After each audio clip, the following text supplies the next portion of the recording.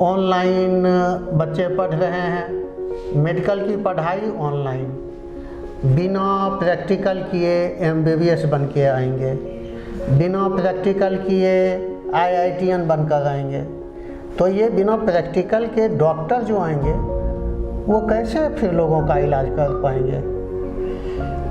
तो उन लोगों के सामने जो संकट होगा वो इस समाज का संकट होगा।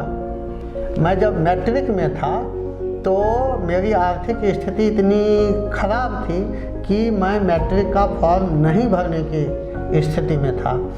जिससे पथ पर स्नेह मिला उस राही को धन्यवाद, आभारी हूँ मैं उन सब का दे गए व्यथा का जो प्रसाद।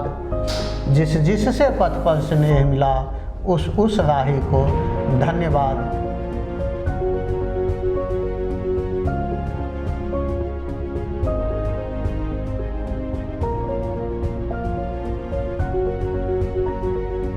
नमस्कार, मैं आपका दोस्त गौरव कुमार पाठक एक बार पुनः आप सबों का केवी स्टूडियो की ओर से स्वागत करता हूं। अभी हम आए हुए हैं बीरपुर पर्रा के उत्क्रमित माध्यमिक विद्यालय में, जहां आप देख सकते हैं मैं आया हुआ हूं इस विद्यालय के प्रधानाध्यापक जी से मिलने के लिए, जिन्हें इस क्षेत्र में एक शिक्षाविद के रूप में जाना जाता है और एक मनीषी के रूप में इस क्षेत्र में उनकी पहचान है। और हाल ही में उनकी 2 पुस्तक का लोकार्पण हुआ है। जी हम बात कर रहे हैं उत्क्रमित माध्यमिक विद्यालय पर्रा के प्रधानाध्यापक मनोज झा का।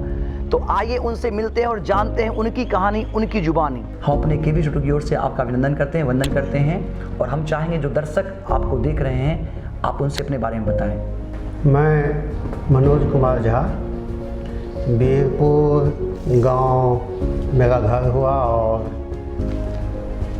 यहाँ उत्क्रमित माध्यमिक विद्यालय पर्रा जो बीरपुर प्रखंड में ही है उसमें प्रधानाध्यापक हूँ। मैं 2000 ईस्वी में बिहार सरकार के द्वारा शिक्षक चयन की जो प्रक्रिया हुई थी उसमें शिक्षक बना हूँ और उसके बाद से शिक्षक के रूप में काम कर रहा हूँ। मेरी पहली नियुक्ति जिनेदपुर मध्य विद्यालय में हुई थी। उसके बाद मैं संस्कृत पाठशाला नौला में शिक्षक रहा। जी। संस्कृत पाठशाला नौला के उत्क्रमण हो जाने के बाद मेरा स्थानांतरण उत्क्रमित मध्य विद्यालय कन्या बीरपुर में हुआ और 2017 से इस विद्यालय में मैं पदस्थापित हूँ। धन्यवाद सर, आप अपने बचपन के बारे में बताएं कि आपकी प्रारंभिक शिक्षा कहाँ हुई, फिर शिक्षा का सफ़र कहाँ से कहाँ तक चला, उसके बाद आपके परिवार में कौन कौन है? मेरी प्रारंभिक शिक्षा बीरपुर के कन्या विद्यालय, फिर मध्य विद्यालय और फिर बीरपुर उच्च विद्यालय में हुई। कॉलेज में मैं GD कॉलेज में इंटर में नामांकन करवाया था। जी। बायोलॉजी से और फिर केमिस्ट्री ऑनर्स में किया। उसके बाद केमिस्ट्री ऑनर्स से मैं जब पढ़ रहा था उसी समय मेरा लगाव ज़िले में चल रहे ज्ञान विज्ञान आंदोलन, साक्षरता आंदोलन से जी हो गया। मैं लगभग 1 दशक तक इस ज़िले में साक्षरता आंदोलन में काम करता रहा। जी। ज़िले को साक्षर बनाने के काम में लगा रहा। जी। उसमें ढेर सारे काम किए और उसी में 2000 ईस्वी में मेरी नियुक्ति हो गई शिक्षक के रूप में और विभिन्न विद्यालयों से होते हुए वर्तमान में यहाँ हूँ। मेरे पिताजी का नाम श्री रजनीकांत झा है। मेरी माताजी स्वर्गीय मनोरमा देवी थीं। मैं 5 भाई और 1 बहन हूँ।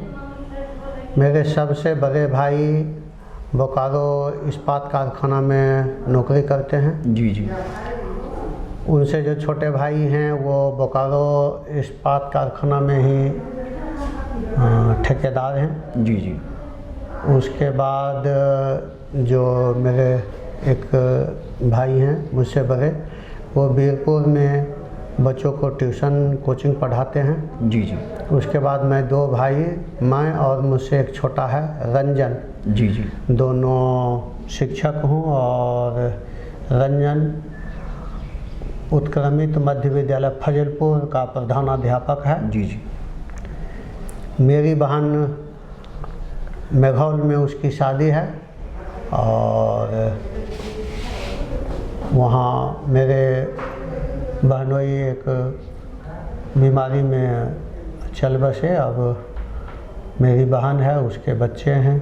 सर, शुरू से ही आप शिक्षक बनना चाहते थे या शिक्षक बनने की प्रेरणा किन्हीं से मिली आपको? शिक्षक बनने की वैसे कोई बहुत विचारित योजना नहीं थी, लेकिन मैं मैट्रिक के बाद से ही शिक्षकीय दायित्व में आ गया था। जी जी। मैं 1986 में मैट्रिक किया और 87 से बच्चों को ट्यूशन पढ़ाने लगा। खुद पढ़ता था और बच्चों को पढ़ाता भी था। मेरे पिताजी उस ज़माने के पढ़े हुए बीए किए हुए थे। 2-3 जगह उनकी नौकरी हुई और फिर वो नौकरी नहीं की और सामाजिक काम में लगे रह गए। पारिवारिक पृष्ठभूमि जो मेरा है वो पढ़ने लिखने का है। जी जी। अभी भी मेरे पिताजी 4-5 घंटे रोज़ पढ़ते हैं। जी जी। और मेरे घर में सब लोग पढ़ लिख रहे हैं, बच्चे पढ़ रहे हैं, हम सब भाई पढ़ रहे हैं, पढ़ रहे हैं, लिख रहे हैं। मैं कविता लिखता हूँ, कहानी लिखता हूँ। मुझसे छोटा भाई है रंजन, वो कविता लिखता है, उसकी कविता की किताब प्रकाशित हुई है। मेरी कहानी की किताब प्रकाशित हुई है। मैंने एक बाल कविताओं का संकलन मेरे संपादन में प्रकाशित हुई है। तो मेरा पूरा परिवार पढ़ने लिखने का है। मेरी पत्नी कविता लिखती हैं और विभिन्न पत्र पत्रिकाओं में छपती हैं। मैथिली से वो पीजी की हैं, एमए मैथिली नेट क्वालिफाई कर गई हैं, पीएचडी कर रही हैं पटना यूनिवर्सिटी से अभी। तो एक पढ़ने लिखने का माहौल परिवेश है मेरे घर में और सब लोग हम लोग पढ़ रहे हैं और इसके कारण से हमारे संपर्क में जो लोग हैं वो भी पढ़े लिखे लोग ही हैं। तो साहित्य से इतना जुड़ाव जो है, इसका क्या कारण है? साहित्य से जुड़ाव का सबसे जो मूल जड़ है मेरा ननिहाल सिमरिया है और मेरे नाना दिनकर जी के बहुत करीबी थे। तो दिनकर जी से नाना का लगाव और दिनकर जी के परिवार से जो लगाव था वह साहित्यिक जुड़ाव की ओर प्रेरित किया। फिर बाद के दिनों में मैं जब शिक्षक बना और अपना आवास बेगूसराय ले गया, तब एक मंझौल के हैं दीनानाथ सुमित्र जी जी, जन कवि और बाबा के नाम से विख्यात हैं। बेगूसराय में वो आप उन्हें नागार्जुन का प्रतिरूप मान सकते हैं, निराला का प्रतिरूप मान सकते हैं, कबीर का प्रतिरूप मान सकते हैं। सुमित्र जी का मेरे यहाँ आना जाना होने लगा और सुमित्र जी ने मेरे परिवार में एक साहित्यिक माहौल जी जी खड़ा किया। और उसके बाद में एक अभी हैं कविता कोश के उपनिदेशक राहुल सिवाय जी जी, राहुल सिवाय जी से हम लोगों का संपर्क जब बढ़ा तब हम लोगों के साहित्य में स्त्रीयता बढ़ती गई और जो कुछ मैं या मेरे परिवार के दूसरे लोग भी लिख रहे हैं उसका स्तर पहले जो लिखता था उससे ज़्यादा अच्छा हो गया है। जी जी, और उसमें मन भी लगता है कि अपने लिए भी स्वांतः सुखाय भी है और समाज के लिए भी इसमें हम कुछ कर पा रहे हैं ऐसा लगता है। इसलिए इस काम को बड़े रुचि के साथ हम करते हैं। इसी क्रम में मैं अपने इन किताबों के बारे में बताऊं कि एक ये किताब है मेरी अंतरिक्ष में गुनगुन, ये मेरी पहली प्रकाशित पुस्तक है। ये मैथिली बाल कथाओं का संग्रह है। जी। इसमें कुल 18 कहानियाँ हैं जी जी। और 18 कहानी मैथिली में हैं और विज्ञान की जानकारियों से ये भरपूर कहानियाँ हैं। जी जी। बेगूसराय में जहाँ मैथिली पुस्तकों को पढ़ने, मैथिली में लिखने का उतना चलन नहीं है, मुझे लगता है कि इस किताब के आने के बाद मैथिली के प्रति लोगों का आकर्षण बढ़ा है और बाल साहित्य के प्रति भी आकर्षण बढ़ा है। जी जी। मेरी ये दूसरी किताब है बचपन की फुलवारी। मेरे संपादन में ये किताब प्रकाशित हुई है, जिसमें देश भर के बड़े बड़े कवियों की कविताएं इसमें संकलित हैं। बाल स्वरूप राही की इसमें कविता है, जिन्हें बाल साहित्य के लिए साहित्य अकादमी पुरस्कार मिला हुआ है। जी जी। तो ये साहित्यिक क्षेत्र में गद्य पद्य दोनों विधाओं में, और हाल ही में इसका लोकार्पण, हाल ही में इन दोनों 19 में 2021 में इन दोनों पुस्तकों का लोकार्पण हुआ। बहुत बहुत धन्यवाद आपको और बहुत बहुत बधाई और ढेर सारी शुभकामनाएं भी सर कि आगे भी आप, चूँकि दिनकर जी की यह साहित्यिक उर्वर धरती रही है और यहाँ से आप अपनी रचनाएं आगे प्रकाशित करते रहे। सर, कोविड काल में शिक्षा में जो गिरावट आई है, इसको लेकर क्या कहना चाहेंगे? कोविड के समय में शिक्षा में जो गिरावट आई है, यह इस सदी की सबसे बड़ी त्रासदी के रूप में माना जा रहा है और माना जाएगा।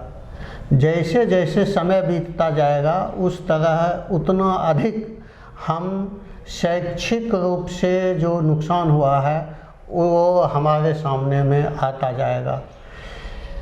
आर्थिक नुकसान लोगों को प्रत्यक्षतः दिख जाता है, लेकिन ये जो शैक्षिक नुकसान है यह प्रत्यक्ष रूप से अभी दिख नहीं रहा है, लेकिन दूरगामी रूप से यह अपने देश, समाज, दुनिया के लिए बहुत अधिक नुकसानदेह है।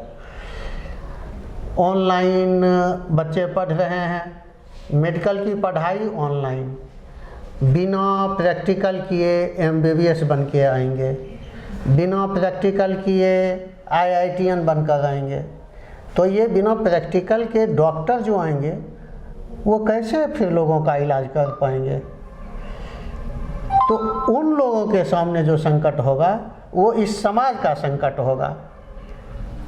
इसी तरह से जो निचले स्तर के बच्चे हैं उन सभी बच्चों की भी पढ़ाई लिखाई बहुत ही चौपट सी हो गई है। सर, जिस विद्यालय में वर्तमान रूप से आप पदस्थापित हैं, उत्क्रमित माध्यमिक विद्यालय पढ़ रहा, इसकी उपलब्धियों को हमारे साथ साझा करें। यह विद्यालय जिले में शैक्षिक नवाचार और उत्कृष्ट परिणामों के लिए जाना जाता है। हाल के 4-5 वर्षों में इस विद्यालय का जो अपना रिजल्ट रहा विभिन्न क्षेत्रों में, वह रिजल्ट सुकून देने लायक है, संतुष्टि मिलती है। आप जिस विद्यालय के प्रांगण में बैठे हुए हैं, कार्यालय में बैठे हुए हैं, इस विद्यालय के निर्माण में इस गांव के अभिभावकों ने बहुत कुछ दान और कुर्बान किया है। 3 बीघा से ज़्यादा ज़मीन अभिभावकों ने चंदा करके खरीदा कि हमारी आने वाली पीढ़ी के लिए एक विद्यालय हो जिससे हमारा समाज सुधर सके, जी जी, आगे बढ़ सके। इसके लिए उन लोगों ने 3 बीघे से ज़्यादा ज़मीन खरीदा और उसी का परिणाम है कि पहले यह हाई स्कूल हुआ और अब +2 विद्यालय के रूप में हो गया। इस वर्ष से उसकी पढ़ाई प्रारंभ होने वाली है। तो हमारे विद्यालय के जो शिक्षक हैं वो सभी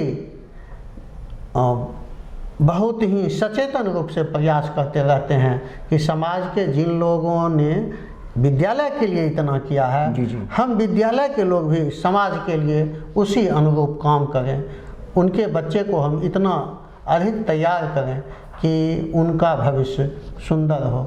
और शिक्षकों के सहयोग से यह विद्यालय लगातार अच्छा परिणाम दे रहा है।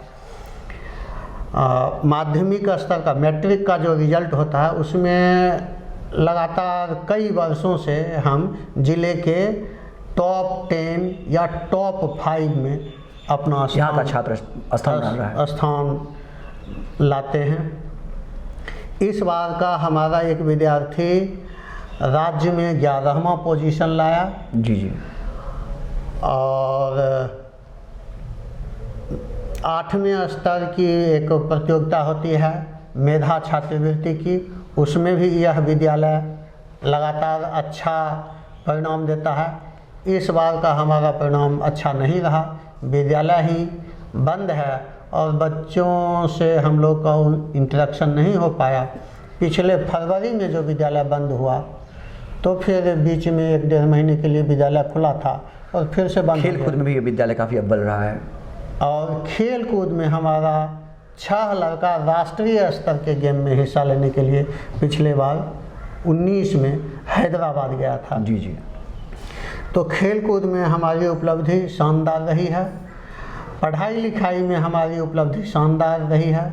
हमारे बच्चे BHU में पढ़ रहे हैं अभी, हमारे बच्चे एग्रीकल्चर में हैं, इंजीनियरिंग में हैं, हमारे बच्चे दरोगा बने हैं, हमारे बच्चे विभिन्न क्षेत्रों में वो आगे बढ़ रहे हैं और समाज को सुकून देने की स्थिति में जी विद्यालय है। जी धन्यवाद सर आपका। सर आप अपने जीवन में अपना आदर्श किन्हें मानते हैं और अपनी सफलता के पीछे किन का योगदान देखते हैं? देखता हूँ कि हर एक आदमी के जीवन में सफलता तो आगे की बात है, जीवन में हर एक आदमी का योगदान है। जी जी। किसी एक व्यक्ति ने एक पेड़ लगाया और उससे जो वायुमंडल में ऑक्सीजन गया वह ऑक्सीजन मेरे सांस लेने में काम आया। तो जिस व्यक्ति ने पेड़ लगाया था मैं तो उसे जानता नहीं हूँ, लेकिन उसके उस कृत्य के कारण से मेरा जीवन जी संभव हो पाया। जी जी। तो मानव समुदाय और जितने भी जीव जंतु हैं सभी एक दूसरे से जुड़े हुए हैं और सबके अच्छे का लाभ सबको मिलता है। ठीक उसी तरह से बुरे का कुपरिणाम भी दूसरे सबको झेलना पड़ता है। तो मेरी जो अभी स्थिति है, मेरी जो कुछ भी उपलब्धि है, इसमें समाज के तमाम लोगों का योगदान है। परिवार, मेरे शिक्षक, मेरे सहयोगी, वर्तमान समय में जो लोग मेरे साथ काम कर रहे हैं, इन सभी लोगों का बहुत अधिक योगदान है। मैं जब मैट्रिक में था तो मेरी आर्थिक स्थिति इतनी खराब थी कि मैं मैट्रिक का फॉर्म नहीं भरने की स्थिति में था। और नौला के मेरे एक शिक्षक थे आदरणीय रमेश चंद्र शर्मा, उन्होंने पैसे का प्रबंध करवा के मुझे कहा कि तुम जाके हेडमास्टर साहब से बात कर लो और सारी व्यवस्थाएं हो गई हैं, तुम जाके फॉर्म भर दो।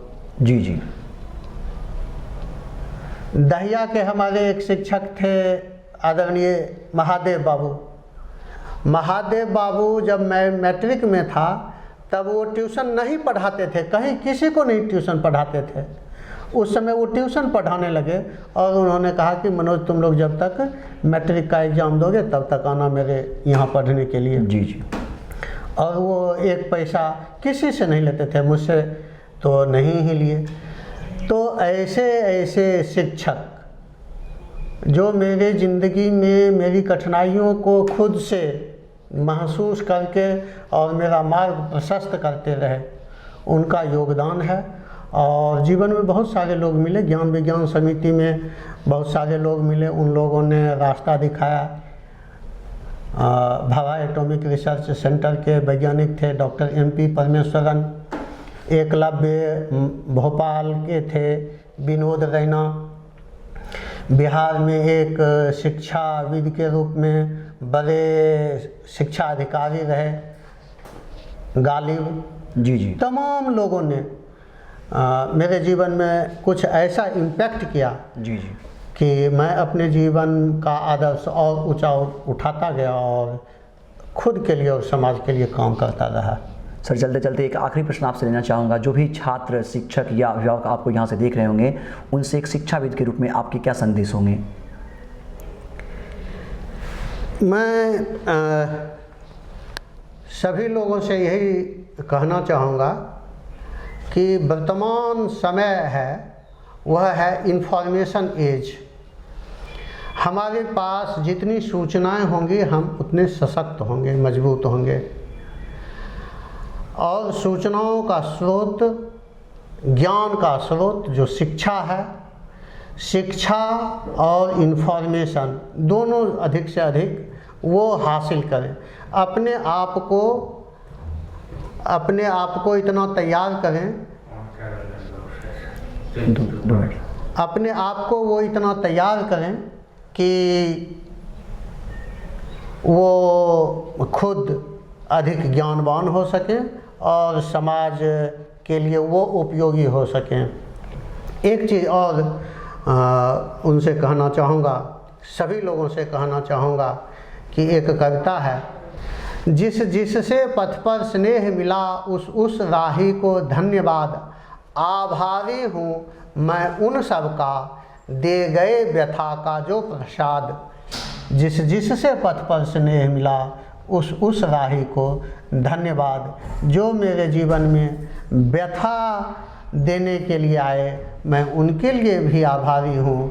और जब ऐसी भावना होगी तो मेरे दिमाग से बुरे विचार निकल जाते हैं, सद्विचार आते हैं और हम समाज के लिए एक उपयोगी आदमी बन पाते हैं। तो हमारी आने वाली पीढ़ी इस तरह की हो कि वो समाज के लिए उपयोगी हो, मदद करने वाली हो और अपने समाज को आगे ले जाए। मैं इस संपूर्ण वार्तालाप के लिए डॉक्टर रोशन सर के प्रति कृतज्ञता व्यक्त करता हूँ, आभार व्यक्त करता हूँ। और केवी स्टूडियो की ओर से जो हमारे मित्रगण अभी हमारे सामने हैं और इस पूरी प्रक्रिया में जो लोग अभी साथ नहीं हैं लेकिन उनका योगदान इस काम को करने में है, उन सब के प्रति मैं कृतज्ञता व्यक्त करता हूँ, आभार व्यक्त करता हूँ, साधुवाद देता हूँ और जीवन में वो और उन्नत हों इसकी कामना करता। और अंत में ये मेरा विद्यार्थी रहा है गौरव जब प्राथमिक कक्षाओं में था तब मैं नौला में था और गौरव का घर नौला है। गौरव को देखकर सचमुच मुझे भी गौरव होता है और मैं इसे आशीर्वाद के रूप में कहता हूँ कि गौरव तुम अपने आप को इतना ऊंचा उठाओ कि ये दुनिया, ये जहान, हमारा समाज सब तुम्हारे ऊपर गौरव करे। गौरव की जीवन की अनेकानेक उन्नतियों और शुभकामनाओं के लिए मैं इसे आशीष देता हूँ। सर बहुत बहुत धन्यवाद सर आपका और बहुत बहुत आभार कि आपने अपने व्यस्ततम समय से हमें समय दिया। पुनः हम अपने स्टूडियो की ओर से आपका वंदन करते हैं और धन्यवाद करते हैं आपका। धन्यवाद। तो अभी हमारे साथ थे उत्क्रमित माध्यमिक विद्यालय पर्रा के प्रधानाध्यापक मनोज झा, जिनकी 2 पुस्तक हमारे हाथ में आप देख सकते हैं, अंतरिक्ष में गुनगुन और बचपन की फुलवारी। इन 2 पुस्तकों का लोकार्पण अभी हाल ही में हुआ है और साथ ही साथ उनसे हमने उनके बारे में जाना, उनके शिक्षा के सफ़र के बारे में जाना, वर्तमान शिक्षा की जो हालात है इस संदर्भ में उन्होंने हमारे साथ वार्तालाप किया। साथ ही साथ शिक्षकों को, बच्चों को और अभिभावकों को समाज के लिए कुछ करने का संदेश भी दिया। प्रत्येक साल उत्क्रमित माध्यमिक विद्यालय पर्रा अपने उपलब्धि के लिए, अपने सफलता के लिए जाना जाता है और साथ ही साथ हर साल जो यहाँ के बच्चे राज्य स्तर से लेकर राष्ट्रीय स्तर तक के खेल प्रतियोगिता में इनका चयन हुआ है और आज विभिन्न क्षेत्रों में यहाँ के बच्चे निकलकर अपना कीर्तिमान स्थापित कर रहे हैं। उदाहरण के लिए हाल ही में जो एसआई के रूप में पूजा कुमारी का चयन हुआ था वो इसी विद्यालय की छात्रा रही हैं।